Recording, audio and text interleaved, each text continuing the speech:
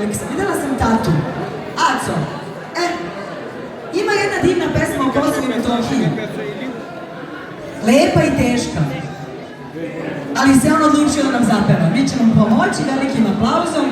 Molim vas, pozdravite Aleksandra, dođi, Jankovića iz Belforta.